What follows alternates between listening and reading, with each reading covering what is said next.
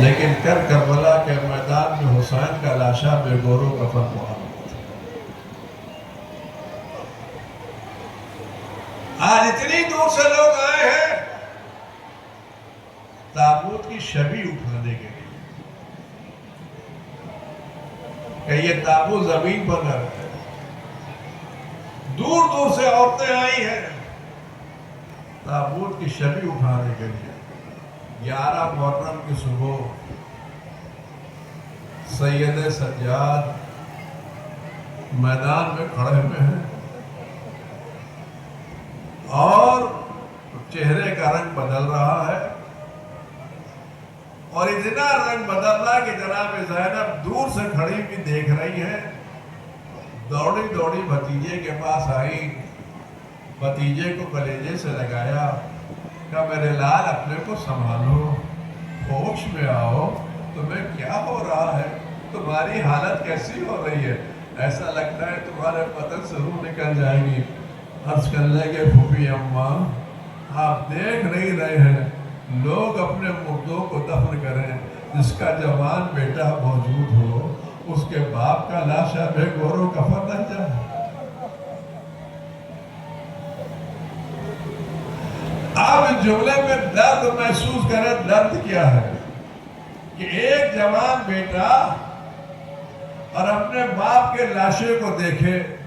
میں نے جملہ صحیح ادا نہیں کیا, سید سجاد نے امام حسین کا لاشا نہیں دیکھا. لاشا تو اسے کہتے ہیں جس پر سر موجود ہو, اعضاء و جوارح موجود ہو, سینہ موجود ہو, ہاتھ پیر موجود ہو. سید سجاد نے جو 11 محرم کی صبح کو حسین کا لاشا دیکھا تو دیکھا سر کٹا ہوا تھا, سینے کی ہڈیاں ٹوٹی ہوئی تھی, گھوڑوں کی ٹانگوں سے پورا بدن پامال تھا.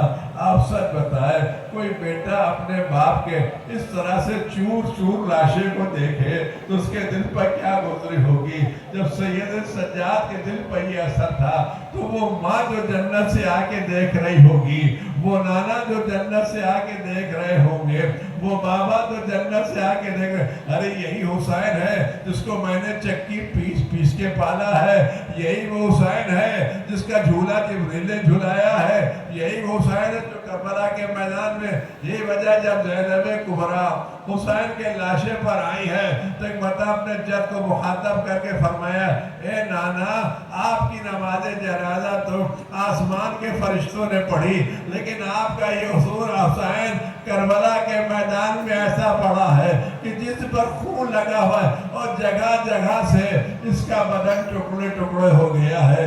صرف حسین کا لاشا ٹکڑے نہیں تھا, کون سا ایسا لاشا تھا جو ٹکڑے نہیں تھا.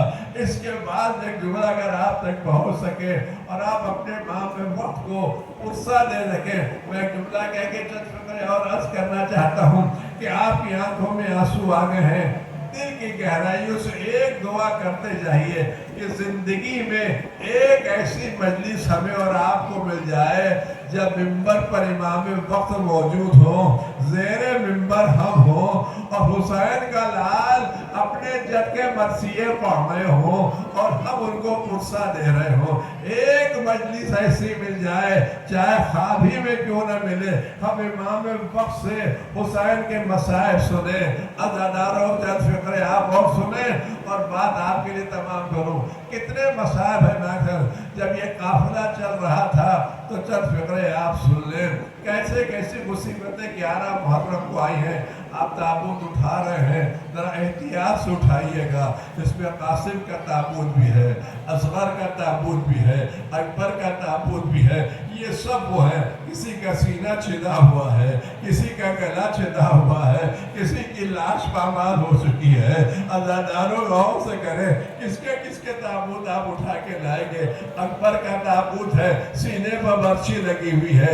اصغر کا تابوت ہے, گلے پر تیر لگا ہوا ہے. قاسم کی میت ہے, جگہ جگہ سے پامال ہے.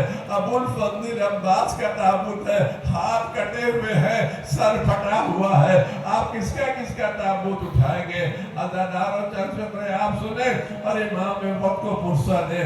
میں اجازت کرنا چاہتا کریں کیسے کیسے لوگوں نے یاد کیا جب 11 محرم آئی ہے اور ان عزم بیویوں کو قید کرنے کی نوبت آئی ہے اور بے قجاوا اونٹ لائے گئے ہیں ان سواریوں کے لیے. تو کون ہے جو ان کو سوار کرے؟ جب یہ مدینے سے چلی تھی تو عباس نے سوار کیا تھا، علی اکبر نے سوار کیا تھا، اور محمد نے سوار کیا تھا.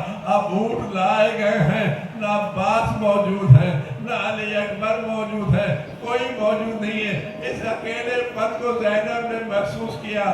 آگے بڑھی، کبھی ایک کو سوار کیا، کبھی دوسرے کو سوار کیا. جب سب کو سوار کر چکی اور اپنے سوار ہونے کی نوبت آئی تو ایک بڑا بی بی نے دریا کو رخ کیا. آواز دی، اے عباس، جب میں مدینے سے چلی تھی تم نے مجھے سوار کیا تھا. اے عباس، اب میں قید ہو کے جا رہی ہوں، آؤ مجھے سوار کرو. نہ معلوم اس جملے نے کیا قیامت برپا کی ہوگی. اجرکم علی اللہ. مسجد میں آپ بہت سن لیں اور آپ روئیں اور غصہ لے ابو الفضل عباس کا، امام زمانہ کو، امام زمانہ کو. میں نے ایک بزرگان دین سے یہ مسائل سنے ہیں اور اسی پر بعض مجلس تمام کرتا ہوں کہ جب یہ لٹا ہوا قافلہ، آج کے ایام وہ ہے جب یہ لٹا ہوا قافلہ شام میں پہنچا ہے، آج کا دن وہ ہے، ہو سکتا ہے یہ قافلہ یزید کے دربار میں آیا ہو. آج محرم میں یہ قافلہ شام پہنچا ہے. لٹی ہوئی زینب، تھکی ہوئی زینب ان غزیروں کے ساتھ شام پہنچی ہے، اور جب شام کے دربار میں یہ قافلہ پہنچا ہے، میں نہیں کہہ سکتا زینب کیسے وہاں کھڑی ہوئی ہوگی. کوئی عزت دار خاتون لوگوں کے مجمع میں کھڑی ہو اور کوئی نام لے کے پکارے. آپ بتا جب زینب کا نام لیا ہوگا تو سید سجاد کے دل پر کیا گزری ہوگی. وہ میری